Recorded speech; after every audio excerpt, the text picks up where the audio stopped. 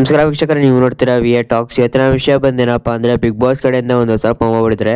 So promo ಬಗ್ಗೆ ತಿಳಿಸ್ಕೊಡ್ತೀನಿ. ಅದಕ್ಕಿಂತ ಮುಂಚೆ ನಮ್ಮ ಚಾನಲ್ ಸಬ್ಸ್ಕ್ರೈಬ್ ಮಾಡ್ಕೊಂಡು ದಯವಿಟ್ಟು ಸಬ್ಸ್ಕ್ರೈಬ್ ಮಾಡ್ಕೊಳ್ಳಿ. ಸೊ ಅದೇ ರೀತಿ ಅಪ್ಡೇಟ್ನ ಕೊಡ್ತಾನೆ ಇರ್ತೀನಿ. ಸೊ ಹಾಗೂ ಬಿಗ್ ಬಾಸ್ ಅವರು ಒಂದು ಹೊಸ ಟಾಸ್ಕ್ನ ಕೊಟ್ಟಿದ್ದಾರೆ, ಅಡ್ವರ್ಟೈಸ್ಮೆಂಟ್ ಟಾಸ್ಕ್ ಅಂತಲೇ ಹೇಳ್ಬೋದು ವೀಕ್ಷಕರೇ. ಸೊ ಅದ್ರ ಬಗ್ಗೆ ಯಾರು ಗೆದ್ದರು ಅದ್ರ ಬಗ್ಗೆ ಎಲ್ಲ ಪೂರ್ತಿ ವಿವರನ ತಿಳಿಸ್ಕೊಡ್ತೀನಿ ವಿಡಿಯೋದಲ್ಲಿ. ಹಾಗೂ ಲೈವ್ ಅಪ್ಡೇಟ್ಗೂ ಸಹ ನೀವು ನಮ್ಮ ಚಾನಲ್ನ ಸಬ್ಸ್ಕ್ರೈಬ್ ಮಾಡ್ಕೊಳ್ಳಿ. ಇದೇ ರೀತಿ ಅಪ್ಡೇಟ್ನ ಕೊಡ್ತಾನೆ ಇರ್ತೀನಿ. ವಿಡಿಯೋನ ಕಂಪ್ಲೀಟ್ ಆಗಿ ನೋಡಿ, ಪ್ರೊಮೋ ಹಾಕ್ತೀನಿ, ನೋಡಿ ಹೇಗಿದೆ. ಸೊ ವೀಕ್ಷಕರೇ, ನನ್ನ ಪ್ರಕಾರ ಏನನ್ಸುತ್ತೆ ಅಂದರೆ ಇದೆಲ್ಲ ಏನು ಕಲ್ಪೆ ಕೊಡ್ತಾ ಇದ್ದಾರೆ, ಇವರೆಲ್ಲ ಪ್ರೀ ಪ್ಲ್ಯಾನ್ ಅನಿಸುತ್ತೆ ನನ್ನ ಪ್ರಕಾರ. ಗೊತ್ತಿಲ್ಲ ಇನ್ನೂ ಕನ್ಫರ್ಮ್ ಆಗಿದೆಯಲ್ಲ ಅಂತ. ನನ್ನ ಪ್ರಕಾರ ಇವರು ಪ್ರೀ ಪ್ಲ್ಯಾನ್ ಮಾಡಿ ಇವರೇ ಮಾಡೋರಿಗೆ ಟಾರ್ಗೆಟ್ ಮಾಡಿ ಕಳಪೆನ ಕೊಡ್ತಾ ಇದ್ದಾರೆ ಅಂತ ಹೇಳ್ಬೋದು ವೀಕ್ಷಕರೇ.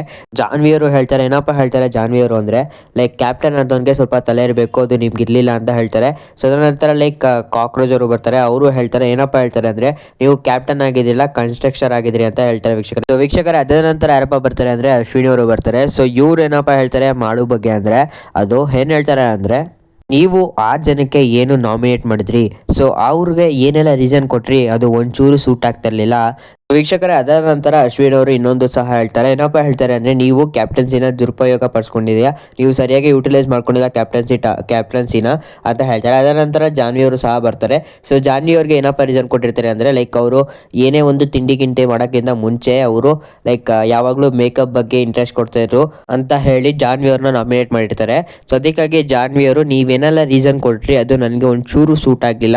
ಸೊ ವೀಕ್ಷಕರೇ, ಅದರ ನಂತರ ಇನ್ನೊಂದು ಸಹ ಹೇಳ್ತಾರೆ, ಏನಪ್ಪ ಹೇಳ್ತಾರೆ ಜಾನ್ವಿಯವರು ಅಂದರೆ, ಅದು ನೀವು ಏನೇ ರೀಸನ್ ಕೊಟ್ರಿ ಅದು ನನಗೆ ಬೇಜಾರು ತುಂಬ ಅಂದರೆ ತುಂಬ ಬೇಜಾರು ಮಾಡ್ತು, ಅದು ನನ್ನ ಹೃದಯಕ್ಕೆ ಬೇಜಾರು ಮಾಡ್ತು ಅಂತ ಹೇಳ್ತಾರೆ.